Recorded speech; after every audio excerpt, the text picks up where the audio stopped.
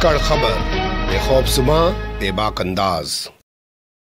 धाकड़ खबर के न्यूज़रूम से मैं आपके साथ हूं अकरम रईस खान। 10 जून को देश के 15 राज्यों की 57 राज्यसभा सीटों पर चुनाव होने जा रहा है। 31 मई नामांकन की आखिरी तारीख है। ज्यादातर पार्टियों ने अपने प्रत्याशियों के नामों का ऐलान कर दिया है और बहुत सारे प्रत्याशियों ने अपना नामांकन भी दाखिल कर दिया है। लेकिन जब से भारतीय जनता पार्टी के 18 प्रत्याशियों की सूची यानी लिस्ट सामने आई है, तब से एक मुद्दे पर बहस शुरू हो गई है। बहस यह है कि जिस तरह से बीजेपी ने लोकसभा चुनाव के दौरान किसी भी मुसलमान को टिकट नहीं दिया, विधानसभा चुनाव में भी वो मुसलमानों को टिकट नहीं देती है, तो क्या अब राज्यसभा में भी उसने मुसलमानों से किनारा कर लिया है? ये जानकारी जो मैंने आपके सामने अभी तक रखी, इसे सुनने के बाद आपके जहन में जो सबसे बड़ा सवाल उभरना चाहिए वो ये कि भैया कौन से वो मुसलमान हैं जिनसे भाजपा ने राज्यसभा के चुनाव में किनारा कर लिया है। दूसरा सवाल आपके जहन में ये भी आ सकता है कि आखिर क्यों किनारा किया है और अब उनका क्या होगा, क्योंकि उनमें से एक मोदी सरकार का कैबिनेट मंत्री है। तो अब जब वो राज्यसभा में सांसद नहीं रहेगा, लोकसभा से वो है नहीं, तो मंत्री भी नहीं रह पाएगा, तो क्या मंत्रालय से भी अब इस मुस्लिम चेहरे की छुट्टी होने जा रही है? बहुत सारे सवाल हैं, सबका जवाब आपको देने की कोशिश करेंगे, लेकिन उससे पहले कुछ जानकारियां हैं, उन पर एक नजर डाल लीजिए।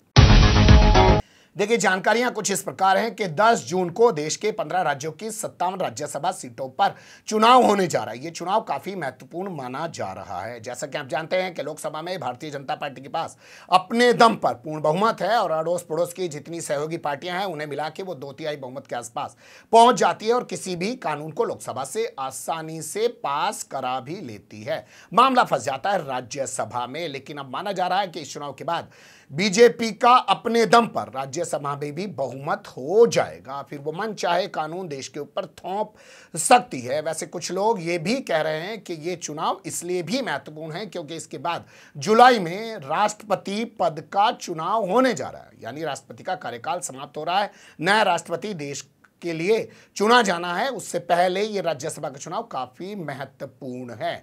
कुछ लोग इसे 2024 की तैयारी के तौर पर भी देख रहे हैं। इसलिए भारतीय जनता पार्टी ने तमाम तरीके से जातीय तमाम समीकरण बिठाकर अपनी लिस्ट जारी की है। लिस्ट में चौंकाने वाले 2 चेहरे हैं उत्तर प्रदेश से, उनसे आपको रूबरू करा देता हूं। देखिए, मेरी खबर का फोकस सिर्फ मुस्लिम चेहरे हैं जिनको भाजपा ने मैदान में नहीं उतारा है और उनका कार्यकाल भी खत्म हो रहा है, लेकिन फिर भी आपको कुछ जानकारियां और जान लेनी चाहिए। जैसे ये चेहरा आप देख सकते हैं, ये हैं लक्ष्मीकांत वाजपेयी। उत्तर प्रदेश भारतीय जनता पार्टी के पूर्व प्रदेश अध्यक्ष रह चुके हैं, मेरठ के रहने वाले हैं और मेरठ के कैंट इलाके से विधायक रह चुके हैं। वर्तमान समय में कुछ भी नहीं है। बीजेपी ने फैसला लिया है कि इनको राज्यसभा भेजा जाएगा। इस फैसले को आप इस तरीके से समझ सकते हैं कि एक ब्राह्मण चेहरा है और पश्चिमी उत्तर प्रदेश के उस मेरठ जिले से आते हैं जो किसानों के आंदोलन का एक बड़ा गढ़ माना जा रहा है। और हाल फिलहाल में आपने देखा होगा कि कैसे भारतीय किसान यूनियन में तोड़फोड़ कराई गई है और उसके बाद से इस इलाके से आने वाले एक ब्राह्मण चेहरे को भाजपा राज्यसभा भेज रही है, यानी कि वो 2024 की तैयारी कर रही है। बता दें आपको, 2013 में इसी इलाके के मुजफ्फरनगर में दंगे हुए थे, जिसके बाद से 2014 हो, 2017 हो, 2019 हो, 2022 हो, भाजपा यहां शानदार अपनी राजनीतिक फसल काट रही है। अब दूसरा चेहरा आप देख सकते हैं, ये है राधा मोहन दास अग्रवाल।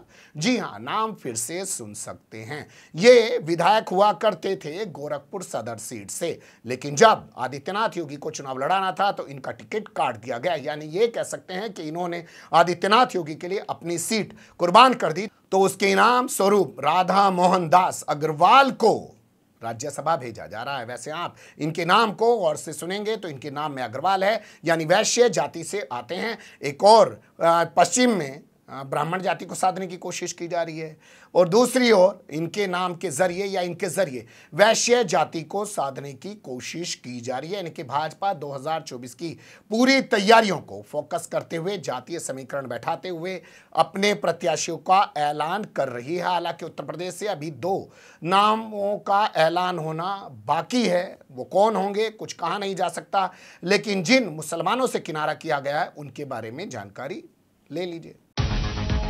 जी हां, जानकारी देना ही हमारा काम है, नैरेटिव धारणा बनाना हमारा काम नहीं है। यहां सबसे पहले तीनों का नाम क्रमशः आपको बता देते हैं। पहला नाम है मुख्तार अब्बास नकवी, कैबिनेट मंत्री हैं, कुछ जुमले हैं इनके पास, कुछ लच्छेदार बातें हैं, उन्हीं को मीडिया के सामने बोलकर पूरी सरकार को डिफेंड करने की कोशिश करते रहते हैं। इसके अलावा दूसरा चेहरा आप ये देख सकते हैं, ये है मिस्टर जफरुल इस्लाम। रोजाना आप इनको शाम को टीवी डिबेट्स में खूब जबान तराशी करते हुए देखते होंगे। इनको भी टिकट नहीं दिया गया, इनसे भी किनारा कर लिया गया। अब ये तीसरा चेहरा आप देख सकते हैं, ये हैं मिस्टर एमजे अकबर, जो कुछ दिन पहले मी टू प्रोग्राम जब चल रहा था, मूवमेंट जब चल रहा था, उसमें फंस गए थे। एक पत्रकार ने आरोप लगा दिया था कि कैसे इन्होंने उसका यौन उत्पीड़न किया और उसके बाद इनको अपनी कुर्सी छोड़नी पड़ी थी। यानी ये भी मोदी सरकार में पूर्व मंत्री रह चुके हैं। इन तीनों को रिपीट नहीं किया गया, टिकट नहीं दिया गया। जब तक मैं खबर रिकॉर्ड कर रहा हूं तब तक यही जानकारी है। अब यहां सवाल यह पैदा होता है कि बीजेपी ने इनसे किनारा क्यों किया है, तो उसको भी जान लीजिए। देखिए, यहां लोग ये कह रहे हैं कि 2024 का चुनाव भारतीय जनता पार्टी के लिए सबसे महत्वपूर्ण चुनाव होने जा रहा है भारत के इतिहास में अभी तक, आजाद भारत के इतिहास में अभी तक। वो कैसे कहा जा रहा है? आप देखिए कि 5 राज्यों में, उत्तर प्रदेश समेत चुनाव हुए हैं, 4 राज्यों में भाजपा जीत गई। किन मुद्दों पे जीती है? कभी हिजाब का मुद्दा है, कभी लव जिहाद का मुद्दा है, कभी लैंड जिहाद का मुद्दा है, कभी जो है मथुरा, काशी और ना जाने किस किस तरीके के मुद्दे उठाए जा रहे हैं। और उन्हीं मुद्दों के आधार पर बढ़ती हुई महंगाई के बीच, बेरोजगारी के बीच भाजपा जीत गई है। तो भाजपा अब सीधे तौर पर इसी नफरत वाले एजेंडे पर, हिंदुत्व वाले एजेंडे पर आगे बढ़ना चाहती है। और 2024 इसलिए भी महत्वपूर्ण है क्योंकि आरएसएस के 100 साल पूरे होने जा रहे हैं 2025 में। 2024 से वो जश्न मनाना शुरू कर दिया जाएगा। तो ऐसे में भारतीय जनता पार्टी किसी भी मुसलमान को राज्यसभा भेजकर अपनी इमेज को खराब नहीं करना चाहती है, जो भी हाल फिलहाल में उसकी बन गई है और कट्टर हिंदुत्ववादी पार्टी के तौर पर। तो लोगों का मानना यही है कि इसीलिए इनको टिकट नहीं दिया गया है। अब यहां सवाल यह पैदा होता है कि इनका होगा क्या? देखिए, जब सवाल यह पैदा होता है कि इनका होगा क्या, तो उसमें सबसे पहला चेहरा आता है मुख्तार अब्बास नकवी का। कैबिनेट मंत्री है, जैसा मैंने बताया, अल्पसंख्यक मंत्रालय संभालते हैं। तो अब जब ये राज्यसभा सांसद नहीं रह पाएंगे तो इनकी तो कुर्सी भी चली जाएगी मंत्री वाली। बाकी जो 2 लोग बचे हैं उनका क्या? वो पहले से ही अपने घर बैठे हैं, पार्टी के नेता हैं, प्रवक्ता हैं।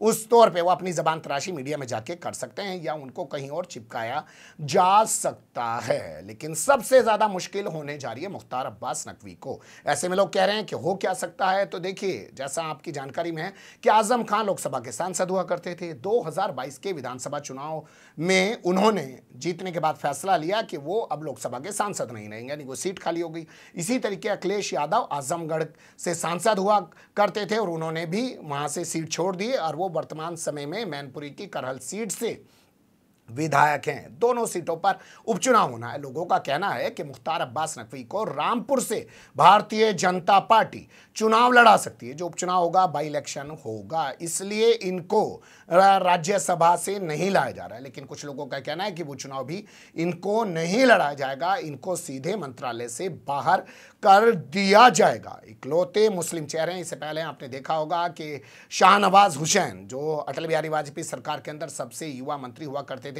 उनको भी भाजपा ने लोकसभा में टिकट नहीं दिया था, राज्यसभा का भी उनको लाए नहीं थे। किसी तरीके से मान मनोबल करके वो एमएलसी बन गए बिहार के अंदर। और नीतीश कुमार, जिससे बड़ा वो खुद को अपने आप को नेता समझते थे, उस नीतीश कुमार के पीछे बैठकर मंत्री बनकर मजे ले रहे हैं। लेकिन मुख्तार अब्बास नकवी का क्या होगा? क्या इनको वापस संगठन में भेजा जाएगा या वाकई में अभी जो 2 टिकट बाकी हैं उसमें इनके नाम का ऐलान हो जाएगा या इनको लोकसभा का रामपुर से उपचुनाव लड़ाया जाएगा? कुछ कहा नहीं जा सकता है। लेकिन इन तीनों की छुट्टी जरूर हो गई है। एक खबर उभर रही थी, मुझे लगा कि आपको रूबरू कराया जाए। बने रहिएगा धाकड़ खबर के साथ।